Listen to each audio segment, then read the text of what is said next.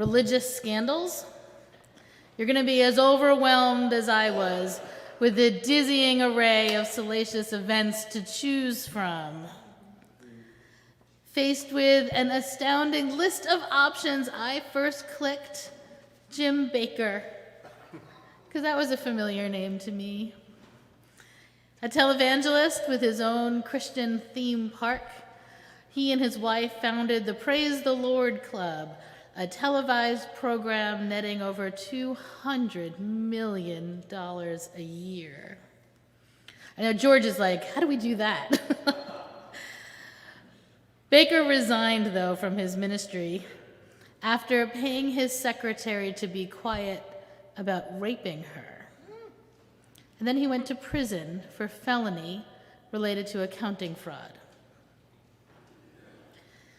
In 1990, Covenant House, an organization designed to help runaway kids, was slammed with accusations that Father Bruce Ritter, their larger-than-life founder, sexually abused some of the kids in his care. That revelation opened the gate for a tidal wave of stories from people across generations all over the country, not just accusing priests of molesting them, but of a massive system of cover-ups aided and abetted by the most powerful men in American Catholic Church. Just a few months ago, in fact, we're still reading about this in the Times, we learned that a Hasidic school in Brooklyn has been failing to educate their students, essentially neglecting to teach them math, English, science, or social studies, choosing instead to spend a huge sum of money on religious indoctrination and Yiddish. Orthodox schools have also gotten city and state money for children with disabilities, but the schools have provided little or no accommodations for those children. Making the scandals even worse, lawmakers in the area have known for years, but haven't wanted to appear anti-Semitic. So they didn't challenge their voting bloc and speak truth to power in their neighborhoods. People calling themselves Christian have been trying forever to convert people who don't conform to sexual or gender norms of the day. LGBTQ people have been subjected to electroshock treatments, conversion camps, and full communal exclusion when they display behaviors considered outside the acceptable societal expectations. Christian preachers croon about hell and cite narrow interpretations of Scripture to marginalize people, leading to unbearable pain. I actually knew a woman who was raised Jehovah's Witness. My last church was next door to a Jehovah's Witness church, so I had actually a good number of people leaving that church and coming. This one woman, she and her husband met at the church, and they married, and then they decided to take some Sundays off. They thought maybe this isn't what they want to do every Sunday. And the minister told the community to shun them, which meant to completely shut them out of their lives. And the community included their parents, grandparents, brothers, and sisters. They were excluded from gatherings of all kinds, including family gatherings. Not even phone calls were allowed. Under so much pressure, the couple agreed to return to church, where the shunning continued for 6 months until they proved their faithfulness. I was actually raised without religion. In fact, many people tell me often that they wish it was true of them. Both of my parents had been treated badly by the religions of their origin. They'd both experienced trauma as children, and neither of their respective religious traditions or communities were able to speak to their needs in any meaningful way. To make it more complicated, after they fell in love, the fact that he was Catholic and she was Jewish meant that neither family was supportive of their relationship. My mother's mother forced a breakup. My father's cousins looked for my mother's horns. The whole thing was destructive. And when I was born, they agreed to keep me away from organized religion, which apparently turned out really well for them. Religious institutions have been the source of tremendous pain in the lives of millions of people.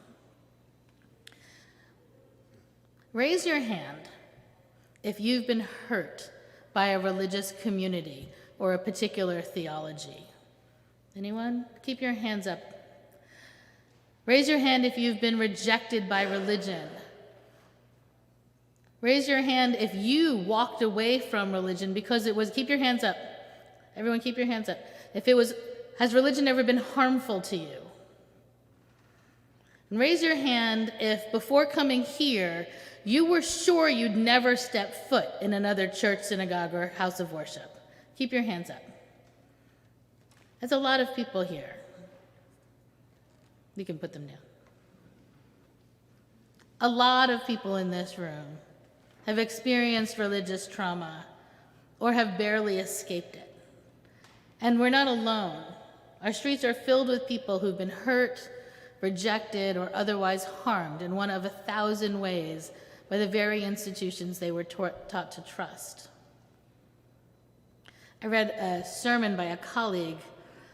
She's down in Georgia. Her name is Charlotte Arsenault, and in her sermon, she references a writer named Jim Palmer, who I then went and found, and he's done a lot of work on this subject. But here's something I found really interesting. He created a list of messages that people get from religion that create trauma. So here's his list. I am inherently bad. I can't trust myself. My heart is wicked. I deserve punishment. I don't measure up. I am powerless.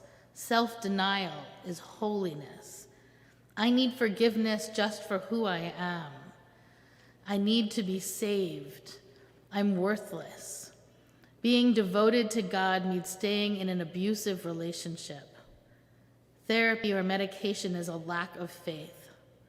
Self-care is selfish. The world is evil. If I mess up, I'll lose my salvation and go to hell. People I love are in hell or will go there.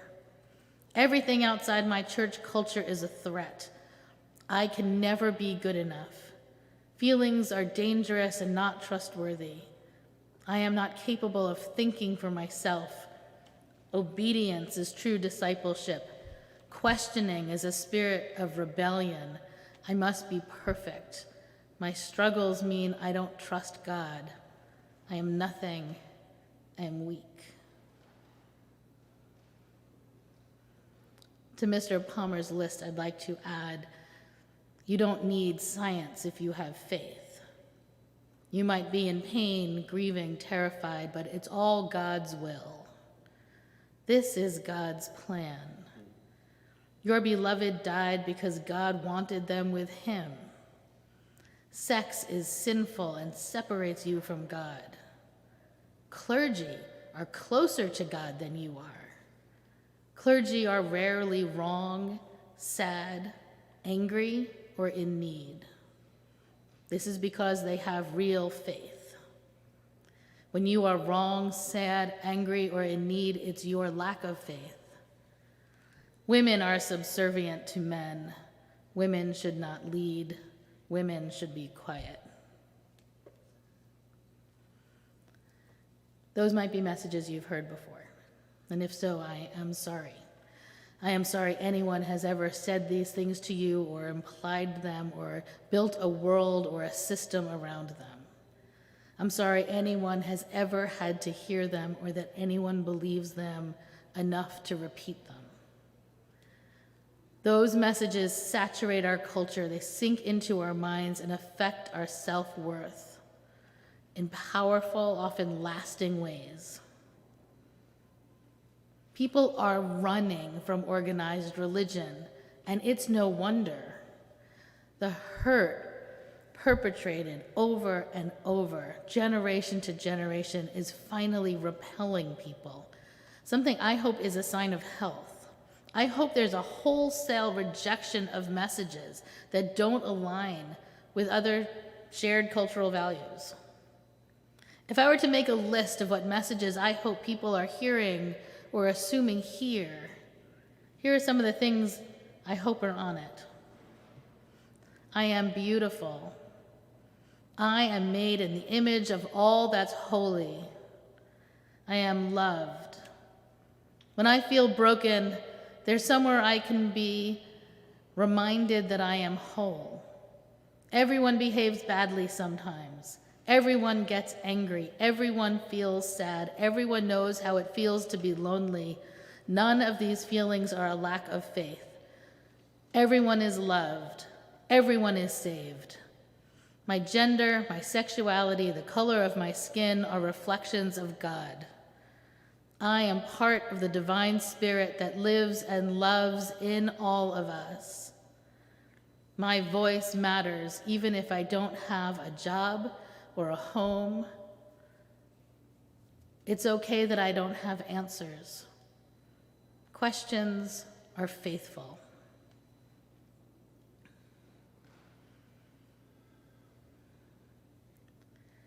One of the ways I see religious trauma play out is in inherent distrust of clergy and sometimes other church leadership. It's always interesting to me when I see people start to question the motives of their friends once their friends are sitting on the board. I tell board members when it happens it's not about them, the same way I know. Similarly, suspicious energy I receive is not about me. It's one of the ways we play out years of pain or childhood religious trauma. It's safer to assume malintent of people with any kind of religious authority. We've learned that. Many people have learned that. It's just safer.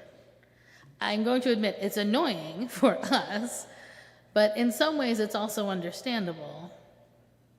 I don't want to downplay the trauma it perpetuates, though. At least 2 past board chairs have been honest here about how that experience has eaten at their souls. One recently spoke publicly in a congregational meeting that she has some PTSD as a result of how badly she was treated by other members of this congregation when she was in a position of authority. Often in UU churches, once a board chair steps off the board, they leave the church, sometimes just for a little while for some space, but sometimes they don't come back. We're seeing ministers fleeing under similar circumstances. With a national shift towards self-care, clergy across denominations are deciding they can't be lightning rods anymore. We've all heard the old adage, hurt people, and whether they're aware of it or not, that anger plays out in houses of worship over and over again, continuing the cycle of victimization. As we make our way toward a congregational covenant, acknowledging the religious trauma we might be carrying will be necessary. We don't want to keep rehearsing pain, building our defensiveness into new relationships, designing new systems on foundations of unprocessed suffering. We don't want to perpetuate the same trauma on others because we haven't come to terms with it in ourselves. And that one sermon isn't going to heal anyone. That just isn't a magic touch that I have. Today is one step in a process of mending those fragments of our spirits that are still torn or afraid from having been pulled out from under some heavy guilt and rejection and familial or cultural weights. The steps toward healing aren't linear. I can't tell you what's first, and the fact that you're here says you've probably already begun. This is more like a spiral, where you know the pain and feel it and consider it and deconstruct it and then know it and feel it again. It's a movement, like all healing is, a dance deeper in and back out again in a process of discernment and letting go and finding replacements for the messages that cause so much hurt. Those healing messages are spoken here every week, and even as you hear them, they won't push out the most damaging messages until they're lived and demonstrated. They're not real until then. One of the things that helps us to live them is to be honest about them, to talk about where and how and when the damage was done. And let me acknowledge something some of you might need to hear. I know that some of the damage was done here at Community Church. I know that this church hasn't always been the safest place for everyone. We haven't experienced sexual misconduct from leadership, but there are other ways for clergy to behave badly, ways for leadership to damage a church in a slow burning, the effects of which are seen over time rather than that in-your-faceness of megachurch guilty of tax evasion or paying off rape victims. We don't talk about it much here, which I kind of wonder about sometimes. Does it seem disrespectful to name openly what's been happening here over the last 40 years? Is it that the people still here aren't the ones most hurt, or there isn't that much to say? Is it that the people causing the hurt or dysfunction might still be in earshot? Or is it that we've all been taught not to speak these things out loud, that millennia of listening to religious in power conditioned us to keep quiet?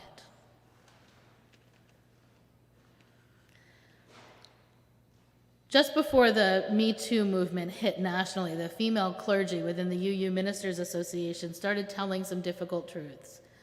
At the beginning of that reckoning, one of our luminaries, who has worked with congregations in the aftermath of clergy misconduct, gave a critical lecture to our entire membership. She started by invoking the closing scene of Raiders of the Lost Ark, where the lead character, played by Harrison Ford, told his friends not to look as the Ark of the Covenant was opened, and the demons were released, killing anyone with their eyes open. Do you remember that? When the light is coming out and he's yelling, "Don't look, don't look." And instead she said to us, "Look, open your eyes and look."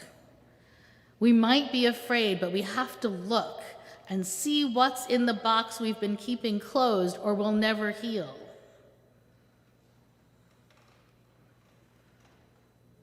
A few months ago, I apologized from this pulpit for something I'd said a year before. It was a very deliberate act, and I did it for several reasons. One was that I regretted what I'd said.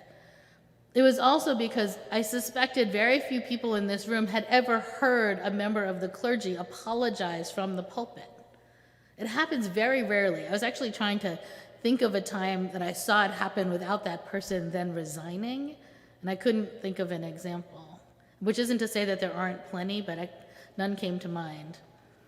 What does come to mind is people recognizing they did something and then they walk away. And that might be appropriate sometimes, but I'd like to think that there are ways to acknowledge mistakes that allow for a continuation of covenantal relationship. In fact, that's what I think covenantal relationships are. Some of you have asked me to forgive you for things you've done or said, and my response is always, of course. That's covenant lived in real time. And that's authentic religious community.